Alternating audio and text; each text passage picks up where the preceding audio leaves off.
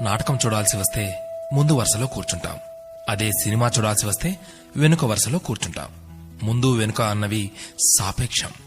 సబ్బును తయారు చేయాలంటే ఆయిల్ కావాలి. అదే చేతికి అంటిన ఆయిల్ని పోగొట్టుకోవాలంటే సబ్బు కావాలి. చిత్రంగా ఉంది కదూ, జీవితం కూడా ఇంతే.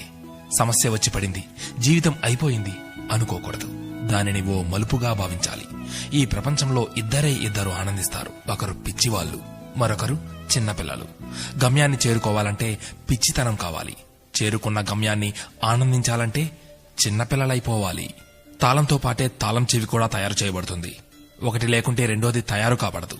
అలాగే పరిష్కారం లేకుండా సమస్య కూడా రాదు. తోటా కంటే శక్తివంతమైనది మాట. ఒక్క మాటతో సంబంధం తెంచేసుకోవచ్చు.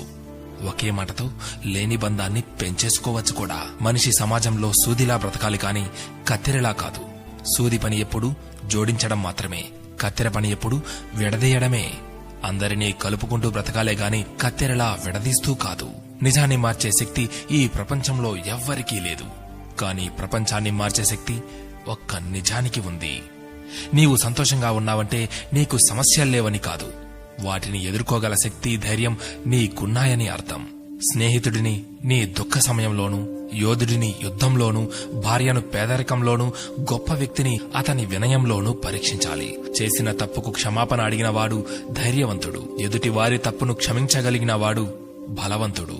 కష్టం అందరికీ శత్రువే, కాని కష్టాన్ని కూడా చిరునవ్వుతో స్వీకరిస్తే అది సుఖమై నిన్ను ప్రేమిస్తుంది. ఓటమి లేనివాడికి అనుభవం రాదు, అనుభవం లేనివాడికి జ్ఞానం రాదు. గెలిచినప్పుడు గెలుపును స్వీకరించు, ఓడినప్పుడు పాఠాన్ని స్వీకరించు. ఓడిపోయి విశ్రాంతి తీసుకుంటున్నప్పుడు ఆ ఓటమి నేర్పిన పాఠాన్ని చదువుకో. నీవే గెలుస్తావు. ఎవరికైనా ఉండేది రోజుకు 24 గంటలు మాత్రమే. గెలిచేవాడు ఆ 24 గంటలు కష్టపడుతుంటాడు. ఓడేవాడు ఆ 24 గంటలు ఎలా కష్టపడాలా అని ఆలోచిస్తుంటాడు.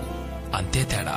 గెలవాలన్న తపన, గెలవగలను అన్న నమ్మకం, నిరంతర సాధన, ఈ మూడే నిన్ను గెలుపుకు దగ్గర చేసే సాధనాలు. నేను గెలవటంలో ఓడిపోవచ్చు, కానీ ప్రయత్నించడంలో గెలుస్తున్నాను. ప్రయత్నిస్తూ గెలుస్తాను, గెలిచి తీరుతాను. స్వయం కృషితో పైకొచ్చిన వారికి ఆత్మవిశ్వాసం ఉంటుంది గాని అహంకారం ఉండదు. ఏమంటారు?